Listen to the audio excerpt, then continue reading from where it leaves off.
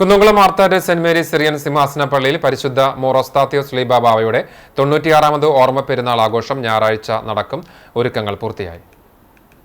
പെരുന്നാളിന്റെ ഭാഗമായി ബുധനാഴ്ച വടവുകോട് പള്ളിയിൽ നിന്നും വ്യാഴാഴ്ച പൊയ്ക്കാട്ടുശ്ശേരി പള്ളിയിൽ നിന്നും അങ്കമാലി മേഖലയുടെ തീർത്ഥയാത്രയും ആരംഭിച്ചു.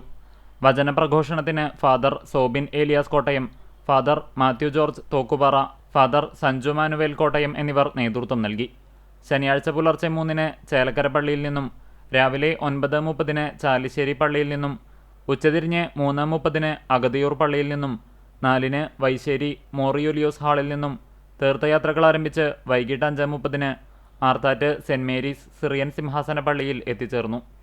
സന്ധ്യാപ്രാർത്ഥന, കബറിങ്കൽ, ധൂപപ്രാർത്ഥന, പ്രദക്ഷിണം, അനുസ്മരണ സമ്മേളനം, അവാർഡ് വിതരണം, അത്താഴഊട്ട് എന്നിവ നടന്നു. ഓർമ്മ പെരുന്നാൾ ദിനമായ ഞായറാഴ്ച പുലർച്ചെ 3-ന് പെങ്ങാമുക്ക് പള്ളിയിൽ നിന്നും, പാറന്നൂർ ചാപ്പലിൽ നിന്നും, 3:30-ന് പെലക്കാട്ടുപയ്യൂർ കുരിശുപള്ളിയിൽ നിന്നും, 5 മണിക്ക് വൈശ്ശേരി മോറിയോലിയോസ് ഹാളിൽ നിന്നും തീർത്ഥയാത്രകൾ ആരംഭിച്ച് 6 മണിക്ക് ആർത്താറ്റ് സിംഹാസന പള്ളിയിൽ എത്തിച്ചേരും. ശുശ്രൂഷകൾക്ക് ഗീവർഗീസ് മോർ സ്തെഫാനോസ്, കുര്യാക്കോസ് മോർ ദിയസ്കോറസ് എന്നിവർ മുഖ്യകാർമ്മികരാകും. ആയിരങ്ങൾ പങ്കെടുക്കുന്ന നേർച്ച സദ്യയുമുണ്ടാകും.